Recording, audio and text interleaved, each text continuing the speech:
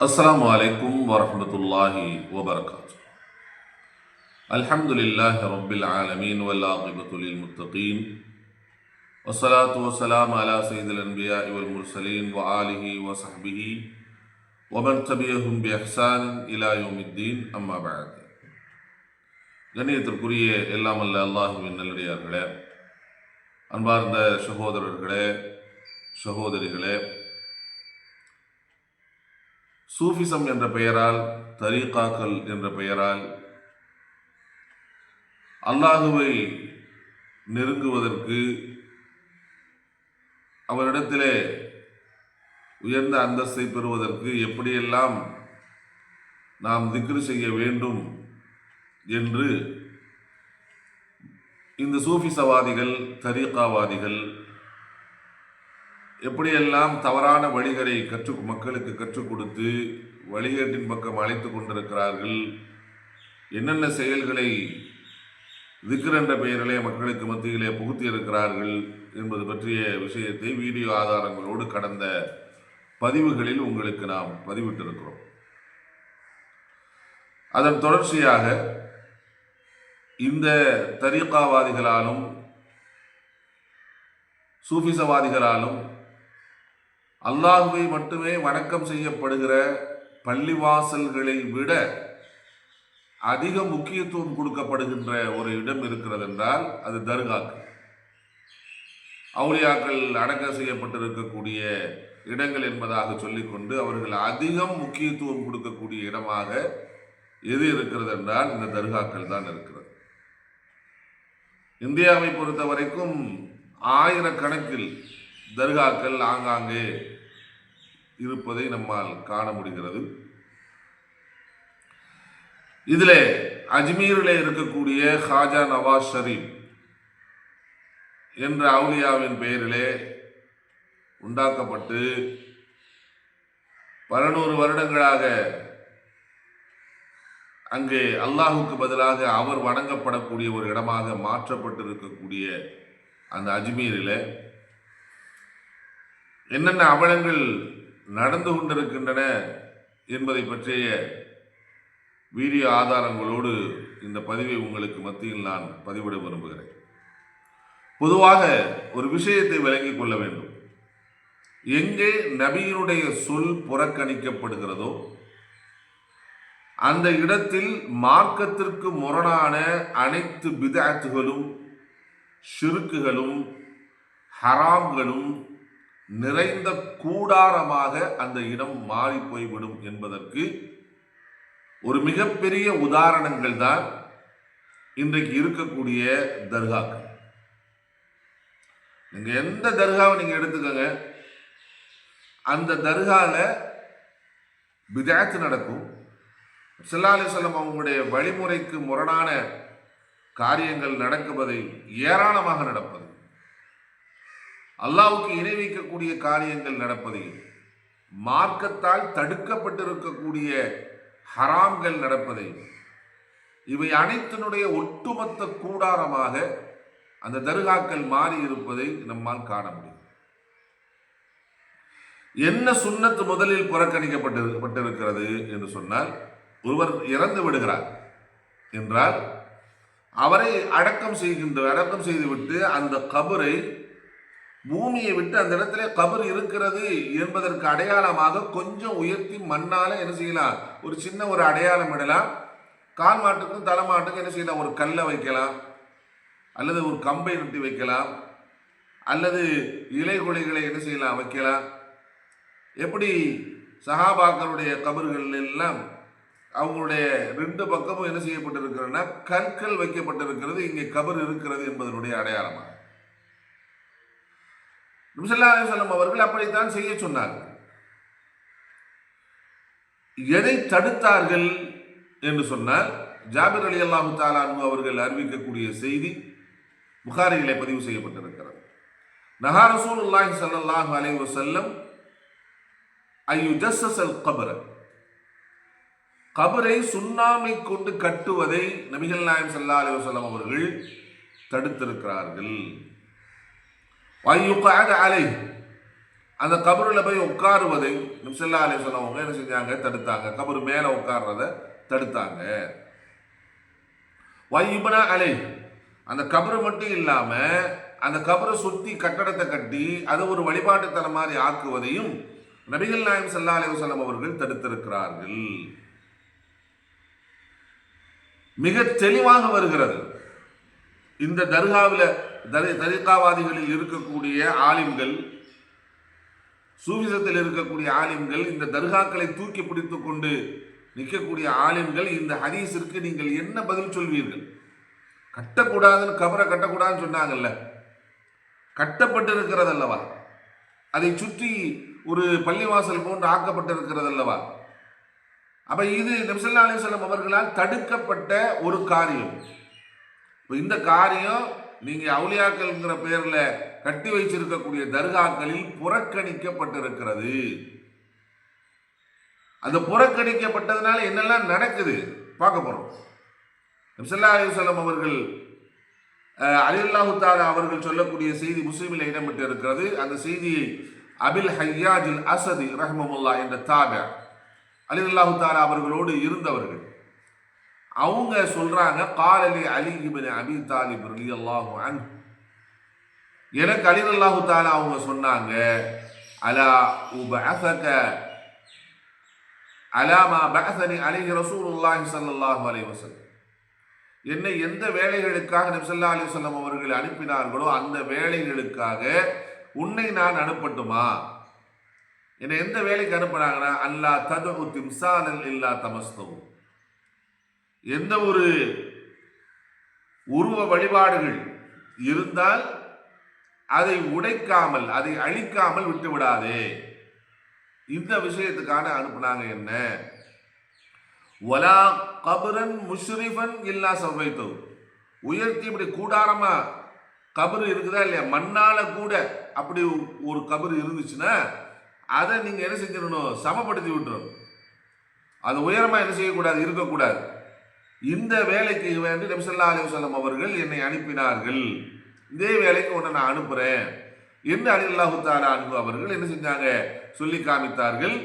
இமாம் ஷௌகானி ரஹ்மஹுல்லாஹ் அவர்கள் இந்த ஹதீஸினுடைய விளக்கமாக ஷரஹ் சுதூர் பி தஹ்ரீம் ரஃபஅல் குபூர், கபரை உயர்த்தி கட்டுவது ஹராம் என்பது பற்றி விளக்குகின்ற அந்த அவர்களுடைய நூலிலே இமாம் ஷௌகானி ரஹ்மஹுல்லாஹ் அவர்கள் கூறுகிறார்கள், யஅலம் அன்னஹு கத் இத்தஃபக்கன் நாஸ், அறிந்து கொள்ளுங்கள் மக்கள் அனைவர்களும் ஒன்றுபட்டிருக்கிறார்கள், சாபிகுஹும் வலாஹிகுஹும், அவர்களில் உள்ள முன்னோர்களும் அவர்களில் பிந்தி வந்தவர்களும், வஅவ்வலுஹும் ஆகிரஹும், அவர்களில் உள்ள முன்னோர்களும் பின்னோர்களும்.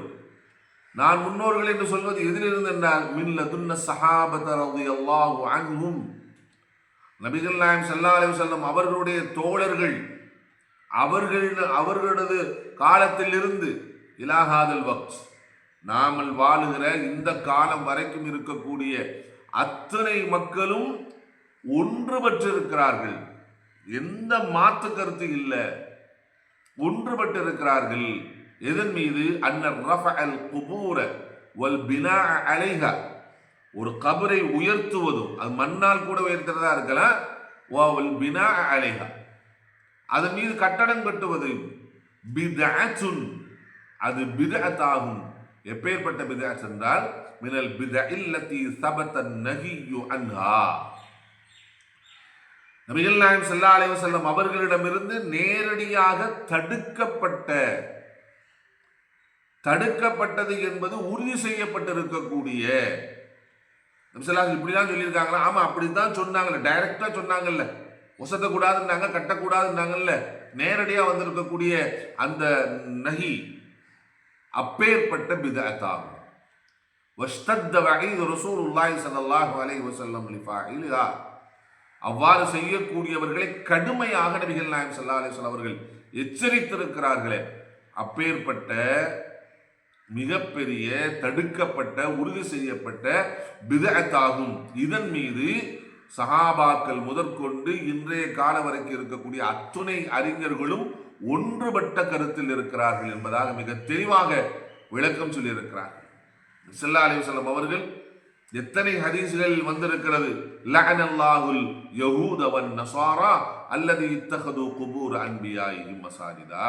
எவர்கள் தங்களது நபிமார்களுடைய கபர்களை வணக்க ஸ்தலங்களாக கட்டி அலங்கரித்துக் கொண்டார்களோ அந்த யூதர்களுக்கும் நஸ்ரானிகள் மீதும் அல்லாஹ் லஅனத் செய்வானாக, அல்லாஹ் சபிப்பானாக என்று சொன்னாங்கல்ல. அந்த சுன்னத்து இங்க புறக்கணிக்கப்படுறதுனால என்னெல்லாம் நடக்குது அங்க பார்த்தா, அங்க பிதஅத் வந்துட்டு ஷிர்க் வந்துடும், இஸ்லாத்துக்கு முரணான ஹராமான காரியம் வந்துடும், எல்லாம் வந்துடும்.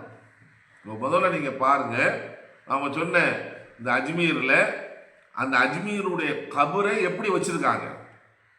ஹாஜா நவாஸ் ஷரீப் அவருக்கு இதுக்கு எந்த சம்மந்தமும் இல்லை. அவர் பேர்ல வயிறை வளர்த்து கொண்டு இருக்கக்கூடிய, அவர் பேரை கொண்டு மக்களை வழிகெடுத்து கொண்டு இருக்கக்கூடிய இந்த சூஃபிசவாதிகள், இந்த தரீகாவாதிகள், இந்த கபர் வணங்கிகள் அந்த கபரை எப்படி வச்சிருக்காங்கன்னு பாருங்க. या हुजूर मौला गरीब नवाज सरकार, जितने भी आपके आशिक, आपके चाहने वाले इस चैनल के ज़रिए जुड़े हैं, मौला हुजूर सरकार गरीब नवाज सभी आशिकीन, सभी चाहने वालों की हाज़िरी को कबूल अता फरमाइए। और जितने आशिक, जितने चाहने वाले आपकी बारगाह के अंदर मुझ गुलामान गुलाम के पास दुआओं की इल्तिमास, दुआओं की गुजारिश करते हैं, मौला सबकी हाज़िरी को कबूल बारगाह अता फरमाइए। सबका भला, सबकी खैर हुजूर, सबके भले में ग़ुलाम का भला। करम करम के तुम्हारे रसूल हो ख्वाजा, ये इल्तिजाए गरीबा कबूल हो ख्वाजा। मेरे मुही मेरे मुश्किल कुशा गरीब नवाज, हर एक हाल में हाजत रवां गरीब नवाज। तमाम नूर से सरताब पा गरीब नवाज, अब इससे आगे खुदा जाने क्या गरीब नवाज। करम फरमाइए मौला हुजूर सरकार गरीब नवाज सभी आशिकीन पे। அன்பார்ந்த சகோதரர்களே, பார்த்து விட்டீர்களா?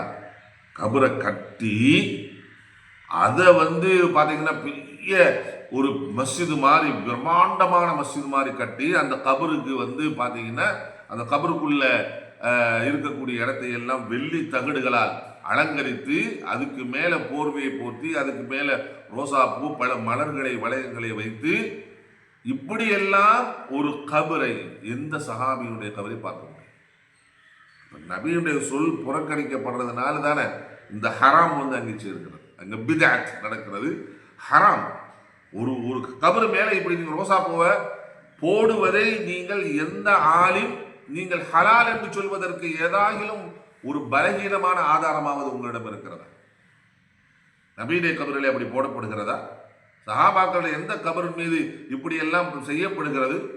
எவ்வளவு ஒரு கபரை எப்படி ஒரு மாற்று மதத்தவர்கள் எவ்வாறு தங்கள் வணங்குகின்ற தெய்வங்களை எப்படி மாலையிட்டு அலங்கரித்து வைத்திருப்பார்களோ அதே போன்று ஒரு இறந்தவரின் கபரை இப்படி நீங்கள் அலங்கரித்து பார்த்திருக்கிறீர்களே, அதுக்கு காரணம் என்னன்னா சுன்னா புறக்கணிக்கப்பட்டிருக்கிறது, அங்கே பிதஅத் வந்து விட்டது, ஹராமும் அங்கே வந்து விட்டது. இதோடு மட்டும் இல்லை, இந்த கபரை திறக்கிறதுக்கு டெய்லி என்ன செய்வாங்கன்னா, காலையில திறக்கிறதுக்கு முன்னாடி பாங்கு சொல்லிட்டு தான் அந்த கபரை திறக்கிறாங்க. எங்கிருந்தியா கண்டுபிடிச்சிங்க? ஒரு கபரை திறந்து விடுறதுக்கு, அந்த கபர் அடங்கப்பட்டு இருக்கக்கூடிய கபரை திறந்து விடுவதற்கு நீங்க என்ன செய்தீங்கன்னா, பாங்கு சொல்லிவிட்டு, பாங்கு எதற்கு சொல்லப்படணும்? தொழுகைக்கான அழைப்பு அது. அதை போய் ஒருத்தருடைய கபருக்கு முன்னாடி நின்றுக்கிட்டு நீங்க பாங்கு சொல்லிக்கிட்டு நீங்க கபரை திறக்கிறீங்கன்னா, இப்போ மார்க்கத்தை எங்க கொண்டு போய் நிப்பாட்டி இருக்கிறீர்கள்? அல்லாஹ் இதை பற்றி எல்லாம் கேட்க மாட்டானா? இதை பற்றி எல்லாம் விசாரிக்க மாட்டானா? கபரை திறப்பதற்கு பாங்கு சொல்லக்கூடிய பழக்கத்தை, ஒரு பிதஆவை, ஒரு ஹராமை செய்கின்ற அவலத்தை நீங்கள் அஜ்மீரிலே பார்க்கலாம். பாருங்கள். அல்லாஹு அக்பர், அல்லாஹு அக்பர், லா இலாஹா இல்லல்லாஹ், முஹம்மதுர் ரசூலுல்லாஹ், ஹக் அலியுல் வலியுல்லாஹ் வஸிய ரசூலுல்லாஹ், गुलाम बारी आदि की बिस्मिल्लाह बिस्मिल्लाह अस्सलातु वस्सलामु अलैका या रसूल अल्लाह, अस्सलातु वस्सलामु अलैका या नबी अल्लाह, अस्सलातु वस्सलामु अलैका या हबीब अल्लाह, अस्सलातु वस्सलामु अलैका या खैर खल्क अल्लाह।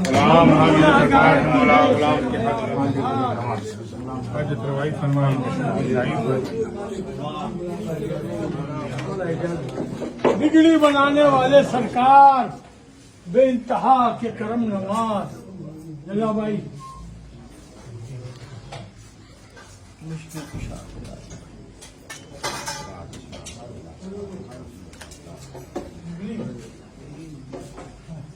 அன்பார்ந்த சகோதரர்களே, அப்போ உன்னதமான தொழுகை இஸ்லாத்தில் இருக்கின்ற கடமைகளில் மிக முக்கியமான கடமையாகிய தொழுகைக்கான அழைப்பை இந்த கபர் வணங்கிகள், இந்த சூஃபிசவாதிகள், இந்த தரீகாவாதிகள் எங்க கொண்டு வந்து வச்சிருக்காங்க அப்படின்னா, கபரை திறக்கிறதுக்கு அதை கொண்டு வந்து யூஸ் பண்றாங்க என்றால் அல்லாஹ் தான் இவர்களுக்கு நேர்வழி காட்ட வேண்டும். இதோடு மட்டுமா, வருஷத்துல பாத்தீங்கன்னா இதுக்குன்னு உருசு நடக்கும்.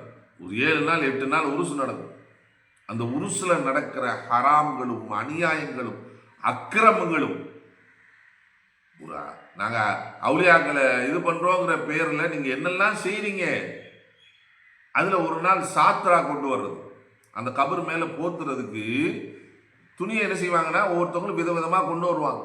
அந்த கொண்டு வர்றப்ப நடக்கிற கூத்துக்களை பாருங்க. இந்த திருநங்கைகள் எல்லாம் சேர்ந்து கொண்டு ஆட்டமாடி, அரைகுறை ட்ரெஸ்ஸுகளோடு ஆட்டமாடி சந்தனத்தை கொண்டு வருவாங்களாம். அந்த சந்தனத்தை கொண்டு வர்றப்போ கூட்டமா இருந்து ஆட்டமாடி கொட்டடிச்சு தவிழடிச்சு, ஊரு தெரு நிறைய பார்த்தால் அந்த அலங்காரங்களும் அசிங்கமான அசைவுகளோடு ஆடக்கூடிய ஆடி அந்த சாத்ராவை கொண்டு வந்து எங்க இது மார்க்கமா? இது மார்க்கமா? இதை மார்க்கம் என்று நீங்கள் அனுமதித்துக் கொண்டிருக்கக்கூடிய ஆலிம்கள் அல்லாஹ்விடத்தில் மிகப்பெரிய குற்றவாளிகளாக நீங்கள் ஆக வேண்டும். இதை அனுமதித்து இதை எதிர்த்து பேசுகின்ற ஆலிம்கள் உங்கள் எத்தனை பேர் இருக்கிறீர்கள்? அல்லாஹ் சுப்ஹானஹு வ தஆலா தான் நேர்வழி காட்ட வேண்டும். அந்த சாத்ராவை, அந்த போர்வை, கபர்ல போட்டக்கூடிய போர்வையை கொண்டு வருகின்ற போது இந்த திருநங்கைகள் எல்லாம் சேர்ந்து என்னென்ன அநியாயம் செய்து கொண்டு ஆடிக்கொண்டும் பாடிக்கொண்டும் எப்படி வருகிறார்கள் என்பதை பாருங்கள். ये देखिए, अजमेर के किन्नर समाज की तरफ से चादर निकलती थी और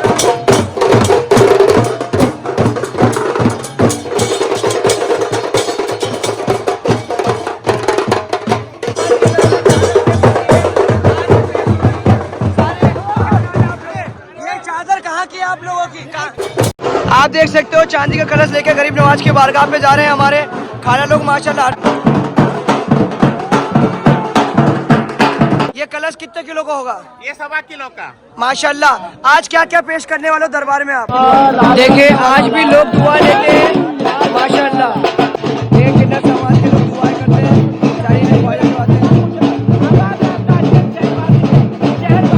माशाल्लाह। मैं देख रहा हूँ आज सीख के झाड़ू लेकर आए हो। कहाँ से आए हो आप? ये क्या मैसेज दे रहे हैं आप? नवाज का बारगाह में हर रोज झाड़ू लगेगा। हम लोग भाई ख्वाजा साहब का ऐसा मामला है जिसके नसीब में बिल्कुल भी औलाद ही नहीं होती, उसको गरीब नवाज ने औलाद दी है। सुनो जी, किन्नर समाज को गरीब नवाज ने औलाद दी जी। आज उनके नसीब से इनकी और किस्मत बढ़ गई। या मेरे गरीब नवाज तिनका न देंगे किसी मकसद के वास्ते, और मांगो तो जान दे दे अपने ख्वाजा के वास्ते।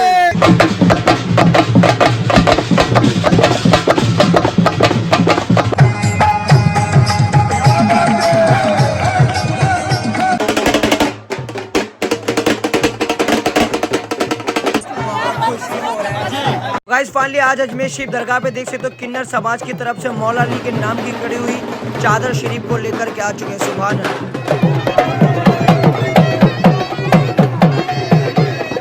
चद्दर से निकालते हैं 7 तारीख को चद्दरें ख्वाजा गरीब नवाज के सदक़े में हम बहुत बहुत नवाजे, बहुत खुश है, बहुत बेशक। அன்பார்ந்த சகோதரர்களே, பார்த்து விட்டீர்களா? இவ்வளவு ஹராம். நம்ம அதான் சொன்னோம், எங்க சுன்னத்து புறக்கணிக்கப்படுகிறதோ அங்கே பிதஅத் நடக்கும், ஷிர்க் நடக்கும், ஹராம் நடக்கும், மார்க்கத்துக்கு முதலான அத்தனை விஷயங்களும் நடக்கின்ற ஒரு கூடாரமாக அது மாறிடுங்கிறதுக்கு இது ஆதாரம். அது மட்டும் இல்லை, அங்கே பார்த்தீங்கன்னா இந்த உருசு நடக்கக்கூடிய காலங்களில் அந்த பீரு, இந்த மாதிரியான ஆட்கள்லாம் ஃபக்கீர்கள்லாம் வந்துட்டு மோடி குரலி வித்த காமிப்பார். அந்த மாதிரி எப்படி கோவில்களில் எப்படி அழகு குத்தி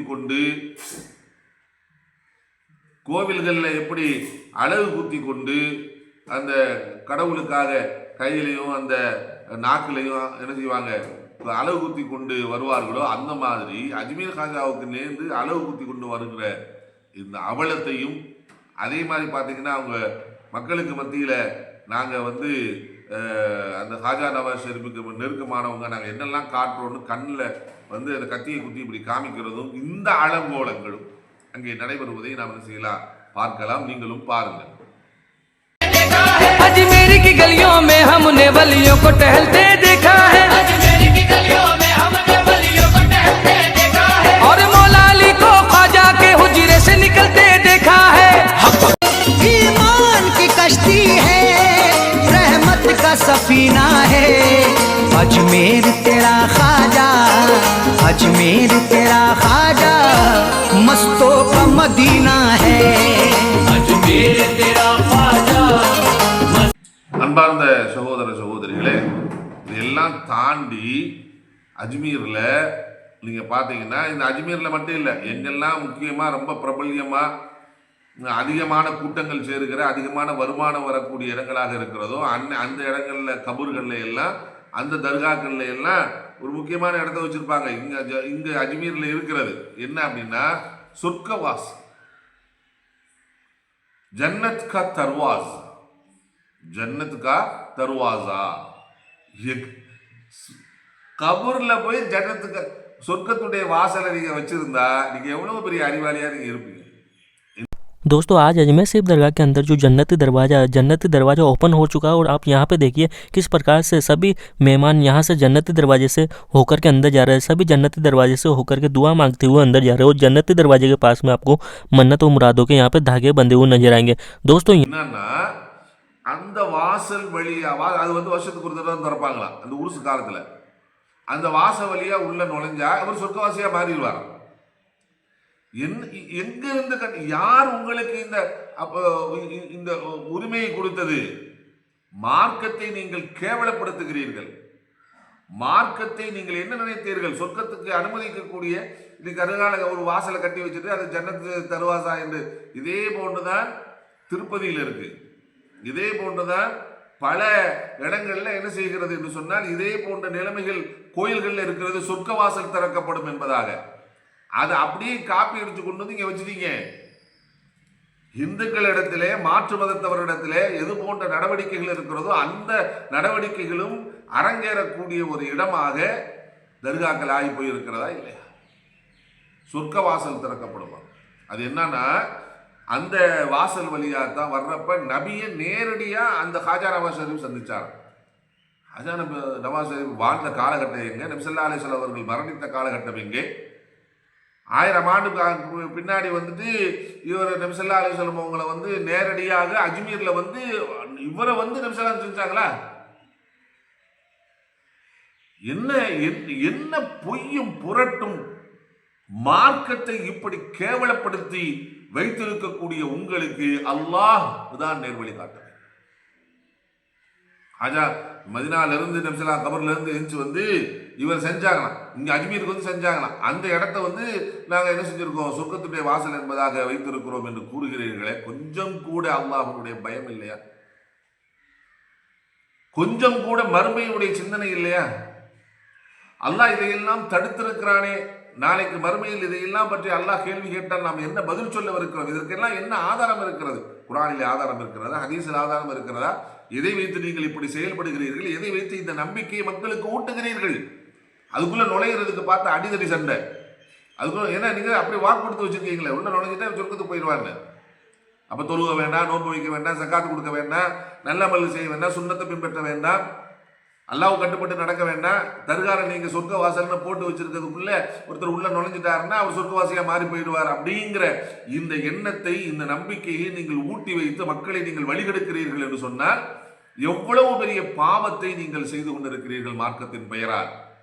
மார்க்கத்தை சொல்லி மக்களை எந்த அளவுக்கு வழிகெடுத்துக் கொண்டிருக்கிறீர்கள் என்பது மிக தெளிவாக விளங்கும்.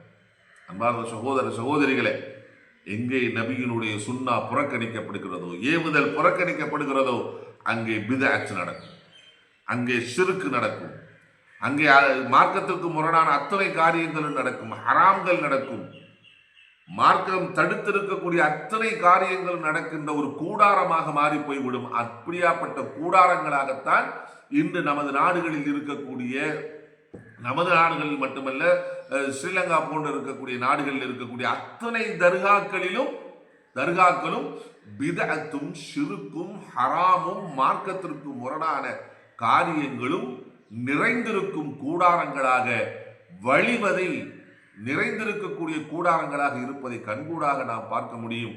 நான் ஏதோ அஜ்மீரில் மட்டும்தான் இப்படி நடக்குதுன்னு சொல்ல வரல. நாகூரை பற்றி நான் இன்ஷா அல்லாஹ் நான் உங்களுக்கு எடுத்து சொல்லுவேன். அங்கே என்னெல்லாம் நடக்குது, அங்கே இருக்கக்கூடிய ஹலீஃபா என்னெல்லாம் பண்ணி கொண்டிருக்கிறார், எப்படியெல்லாம் மக்கள் ஏமாற்றப்படுகிறார்கள் என்பதை இன்ஷா அல்லாஹ் விரைவில் நான் உங்களுக்கு வீடியோ ஆதாரத்தோடு நான் உங்களுக்கு எடுத்து சொல்வேன். வல்ல அல்லாஹ் சுப்ஹானஹு வ தஆலாவுடைய நோக்கம் யாரையும் குறை சொல்வதல்ல, மக்களிடத்திலே ஒரு விழிப்புணர்வு வர வேண்டும். தர்காக்களில் நடக்கின்ற எந்த செய்திகளுக்கும் மார்க்கத்திற்கும் எந்த சம்மதமும் இல்லை. அவைகள் பிதா, அவைகள் ஷிர்கு, அவைகள் ஹராம் என்பதை உணர்ந்த மக்கள் அதை விட்டு வெளியேறிக் கொள்ள வேண்டும் என்பதற்குத்தான் இந்த பதிவை பதிவிடுகிறோம். அல்லாஹ் சுப்ஹானஹு வ தஆலா நமக்கும் அல்லாஹ் நபிகள் நாயகம் ஸல்லல்லாஹு அலைஹி வஸல்லம் அவர்கள் எந்த வழியினை காட்டினார்களோ அந்த வழியில் சென்று அல்லாஹ்வுடைய திருப்பொருத்தத்தை அடைந்து கொள்கிற பாக்கியத்தை அல்லாஹ் சுப்ஹானஹு வ தஆலா நமக்கு தந்தருள்வானாக. இது போன்ற பித்அத்திலும் ஷிர்கிலும் விழுந்து கிடக்கக்கூடிய தரீகாவாதிகளுக்கும் சூஃபிசவாதிகளுக்கும் அல்லாஹ் சுப்ஹானஹு வ தஆலா நேர்வழியை தந்தருள்வானாக. வாஹிரு தஅவானா அல்ஹம்துலில்லாஹி ரப்பில் ஆலமீன். அஸ்ஸலாமு அலைக்கும் வரஹ்மத்துல்லாஹி வபரகாத்துஹு.